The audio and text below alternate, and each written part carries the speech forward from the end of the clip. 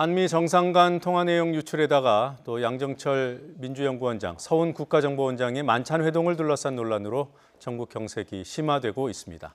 여야가 서로를 향해 날을 더 바짝 세우고 있습니다. 국회 취재기자 연결하죠. 자, 최기성 기자. 네, 국회입니다.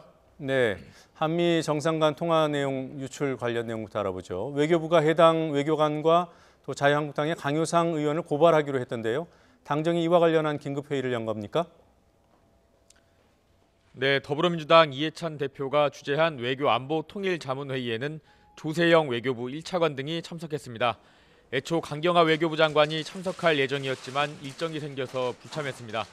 이 대표는 모두 발언에서 제1야당이 눈앞 이익을 쫓느라 국가 안보를 위협하는 행동을 반복하고 있다면서 사안의 심각성을 확인하고 대책을 마련하기 위해 회의를 소집했다고 말했습니다.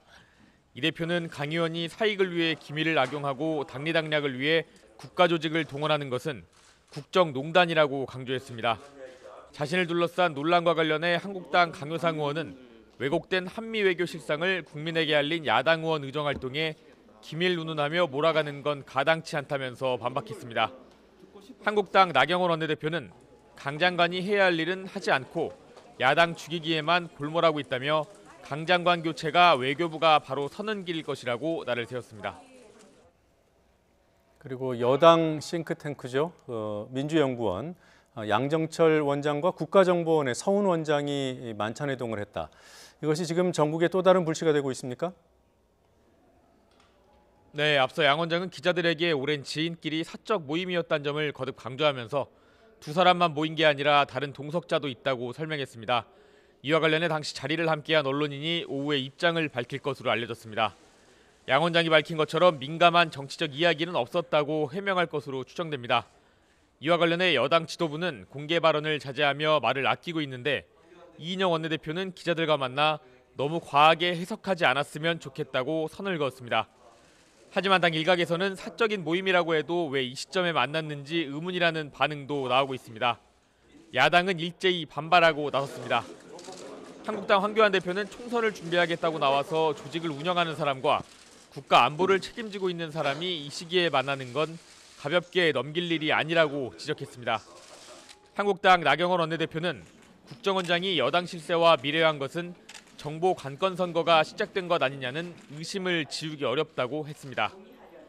한국당은 오후에 국정원을 항의 방문하는 한편 서훈 국정원장을 국정원법 위반으로 고발할 방침입니다. 바른미래당 오신환 원내대표는 비선 실세 최순실에 휘둘리던 지난 정부 청와대와 같은 행태가 어이없다고 지적했습니다. 국정원을 소강기관으로 둔 이해운 국회 정보위원장은 자신도 서훈 국정원장과 1분도 독대한 적이 없다면서 정보위를 열어 진상을 파악해야 한다고 했습니다. 그리고 앞서 오전에는 당정이 장기 미집행 공원 해소 방안을 논의했다고 들었습니다. 장기 미집행 공원 해소 문제 어떤 내용입니까? 네, 정부와 더불어민주당은 협의회를 열어 일단 장기 미집행 공원 부지를 사들일 수 있는 지방자치단체의 지방채 이자 지원을 확대하기로 했습니다.